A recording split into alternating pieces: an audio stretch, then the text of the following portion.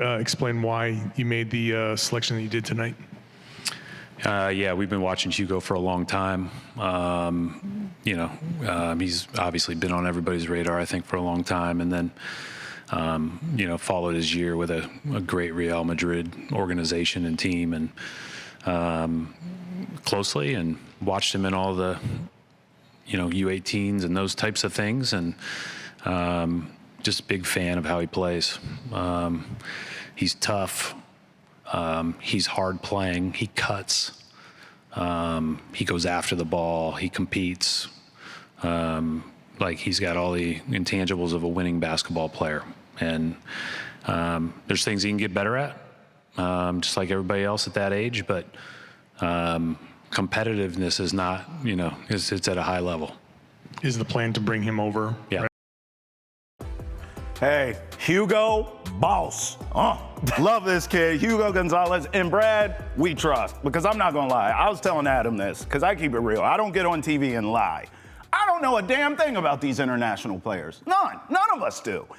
I've seen guys with all the hype in the world, all those years early in my career covering the Washington Wizards, the mess that they were picking in the lottery every damn year. My whole career, it felt like. Half of these international players, all the hype was around, they're going to come over here, they're going to do this, this, and this, and they didn't do jack you know what, right? And then the people you don't really expect. Jokic was a second-round pick. He's one of the greatest basketball players of all time. We don't know anything. We didn't watch these kids in March Madness. We didn't see them come up through the ranks like a Cooper Flagg or A.J. DeBontis. We don't know anything, okay? Then you look at the numbers on this kid, and you're like, oh, this is it? But then you do the research, you realize, okay, he was on a loaded team, stacked team. He was young.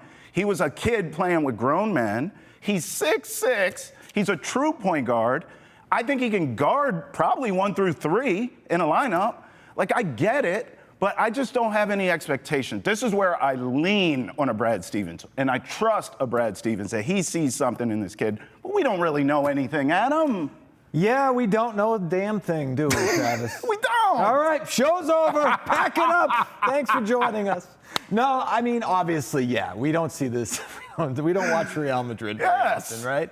But, the one thing that stood out to me in doing some homework on this kid and what people are saying about him is the Boston Globe article talking about the international scout that, basically sought him out and been following him and talking about him as a competitor, right? The guy that's going to dive on the floor for a loose ball. The guy, he can guard pretty much everybody on the floor.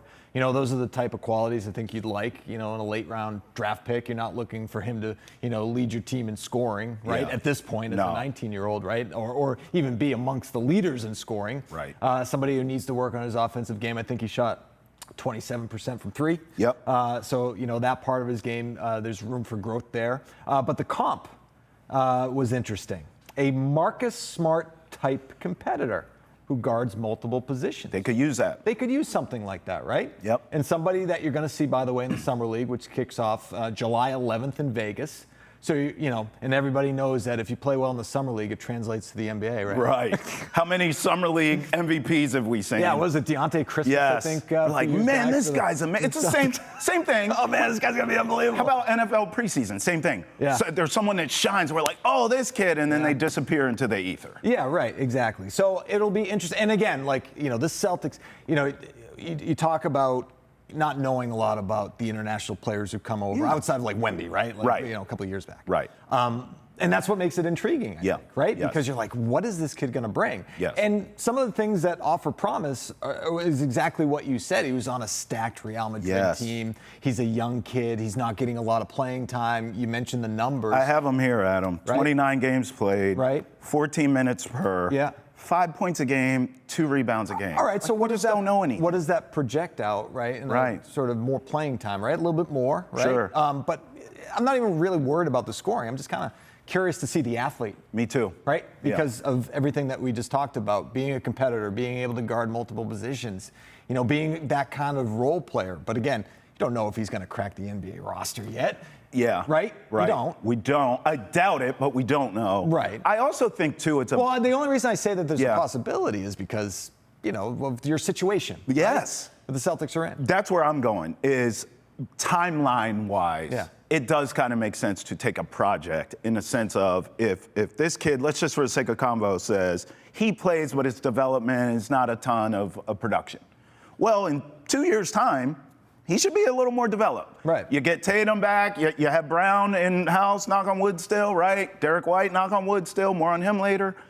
And then this kid can kind of come into that, and it makes sense. I think any fan thinking right now that he's going to come in and make an impact immediately, I just think that's wrong. No. Now, we don't know, as we started the segment, right. He could be the next guy, and he could be Luka, right? But I don't think that's likely. I think the bigger question here is, what are the Celtics going to look like in the next couple of years? We actually have a fan, a listener who called us, Norman. A fan of yours.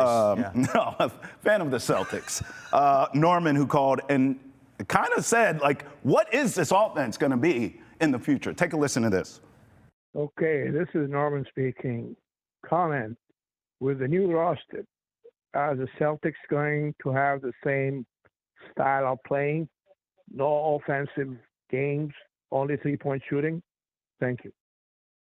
Well, Norman, we don't know, but it's a great question. And I don't think they're going to have the same style, but I don't know. But, Adam, I can't imagine now, looking at this roster, that this team's going to be the same team coming out just jacking threes every night. No. Am I crazy? No, no, you're not. And again, you know, I don't know what Anthony Simon's going to look like, right? Right. In the Celtics uniform. Is he even going to be here? Or are they going to flip him, They're right? talking Because about his expiring contract. I mean, maybe. You know, so there's too many unknowns at this point before the start of free agency. Kind of like we just talked about with the Bruins, right? There are certain unknowns, right? We don't know if Morgan Geeky's going to be playing with David Pastrnak because we haven't seen what they've done in the offseason yet via free agency or trade. Same thing, you know, with the Celtics in their situation. Yeah. Look, I know this. If we're kind of piecing this roster together and like waiting for Tatum to get back, there's a guy right now who's available who just got bought out that I think the Celtics could use some size. Now, I don't know the financials on it because I know he's an expensive player. And now, since he's been moved around and bought out, is he humbled? Is it maybe a little cheaper to go and get him a little more affordable? DeAndre Ayton is available right now, today, this second. If I'm the Celtics, I'm going to get some size. And I'm not messing around with jacking up threes. Like, you have to adjust. You have to know your personnel. You have to change the way you play. This is on Joe Mazzulla, Adam. And I know you defend coaches because I'm hard on coaches and you're always like, well, Travis, but this is on Joe Mazzulla now, whatever this new roster looks like, to maximize it and to make it look like something. Because you're not going to be able to play the same style you did. You just can't. Yeah, or maybe you do, right? Because you don't want to deviate from the bigger picture, which is Jason Tatum coming back at some point and the type of team that you're going to build around him. Right? Yeah. You keep that in place because that's what you're building towards. That's right. All right, we'll see. Hey, a lot of questions. We need answers by the time basketball season comes around.